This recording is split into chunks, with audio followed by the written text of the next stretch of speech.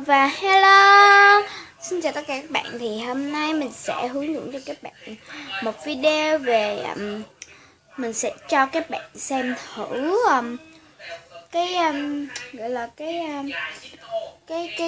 shop slime của mình như thế nào nha. Thì shop slime mình rất nhỏ, kiểu như các bạn đặt thì mình sẽ làm thôi. Mình sẽ cho các bạn coi cái tủ đựng thôi nha. Ở đây thì mình đang coi mini world của anh MK nha. Đây nè, anh MK nè. Hiện tại bây giờ mình đang bị bệnh nè. Đây là cái chỗ mình hay quay video nè, đặt cái bàn lên xong rồi quay video nè. Ở trong đây là cái tủ để mình đựng slime, để mình đựng đồ làm đó. Lâu rồi mình không bán hơi bị nhiều. Đây thì những cái hũ để cho mình làm slime. Đây là cái nhãn hiệu slime của mình. Đây nhãn hiệu slime Solar Islam nha các bạn. Thì ở đây có những cái kẹo kêu sữa. Mình sẽ đặt cái cam xuống đi cho các bạn xem nha.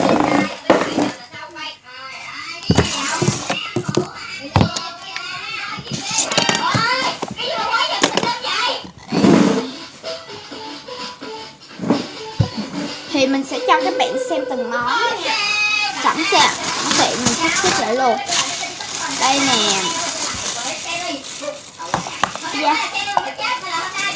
Các bạn ơi, đây chỉ là cái shop nhỏ thôi nha. Mình sẽ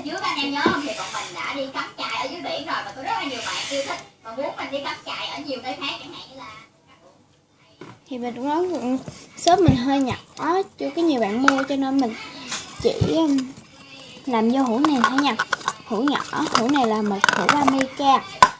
Một hũ 30k bởi vì slime mình là bằng keo sữa nguyên chất nha. Các bạn xem luôn. Thì ở đây thì mình gì đó. Đây là drum nhỏ. Cái này là bột giận. Nè, thì ở đây là có nắp. Mình sẽ gỡ ra để lấy những cái này ra. Đây là những cái nắp nhỏ để mình sắp xếp vô. Coi anh muốn thì mình đặt theo cho anh coi. Những bọc mình sẽ cất vào đây. Lúc đầu là mình mua đâu cỡ 20 hũ. 4 gì? Cái này 40 hũ hay là nhiêu đó mình không nhớ. Còn cái này là 20 hũ. 10 hũ thì phải, 10 hũ.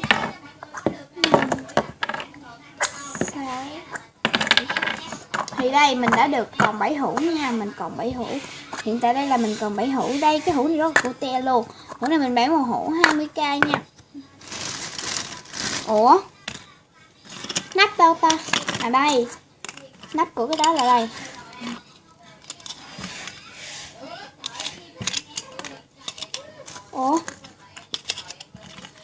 Đây 6 cái nắp mình đã dán nhãn hiệu rồi.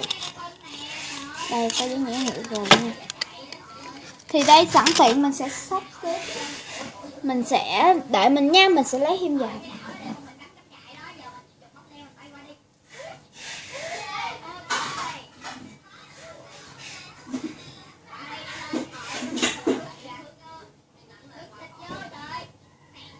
Thì có mấy cái hũ mình cất có sao đó, bây giờ mình sẽ sắp xếp lại cái tủ này, sẵn tiện mình sẽ quay cho các bạn luôn.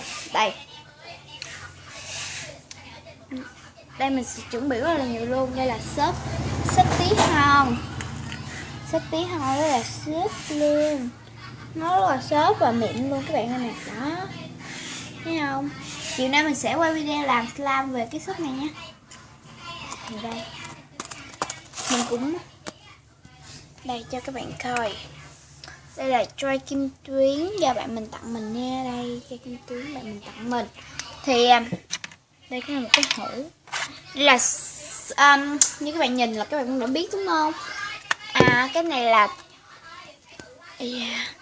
là tuyết nha các bạn. Cái này là tuyết, ở trong có tuyết nha. Tuyết mình chuẩn bị để làm slime mây. Đây là keo sữa của mình. Keo sữa này là keo sữa nguyên chất. Một hũ như vậy là 6k. Một hũ slime mình dùng có 3-4. Chết rồi. Cái này mình đã dùng hết rồi để quảng cáo hay đó. Vậy.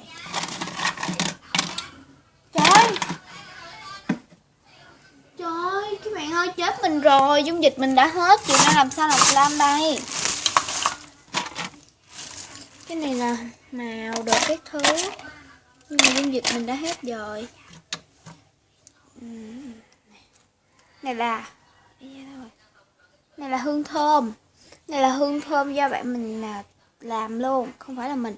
Đây là do bạn mình làm. Đây là màu. Đây là dung dịch đã hết rồi.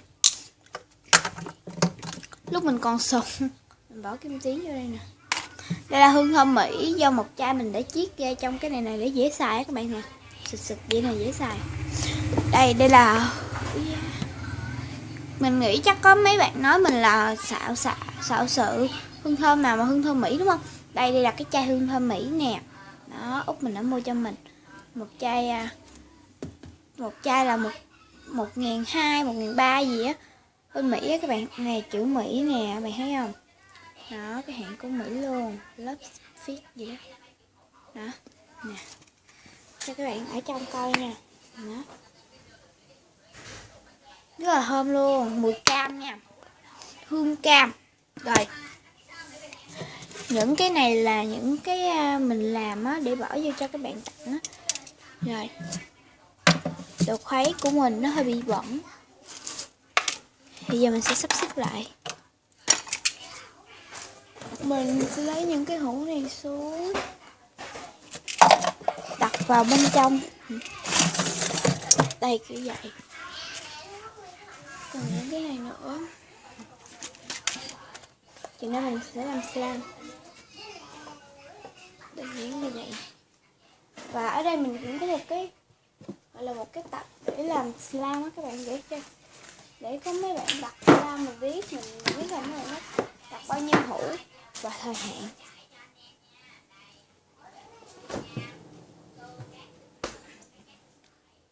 Mình có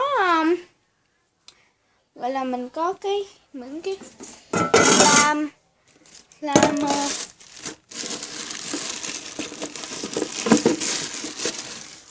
những cái hũ nhỏ nhỏ đựng slime mình chưa có, các bạn bơm hàng á, xong rồi mình rửa mình cất lên rồi không biết nó đâu mất tiêu rồi.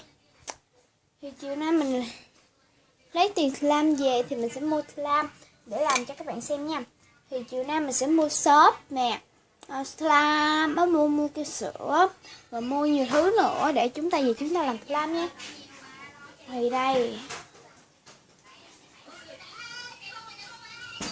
khi mà mình mua cái gì đó nó cũng có hũ nha các bạn, mua cũng có hũ, cũng có một cái hũ riêng. Đây nè, ở trong đây rất là nhiều đồ luôn. Thôi nhưng mà video mình đến là kết thúc rồi. Tạm biệt các bạn, nhớ like, share, subscribe trên kênh Song Nhi Love You để được xem nhiều video mới nữa nha. Bye bye và hẹn gặp lại các bạn những video sau. Goodbye, yêu các bạn phải nào.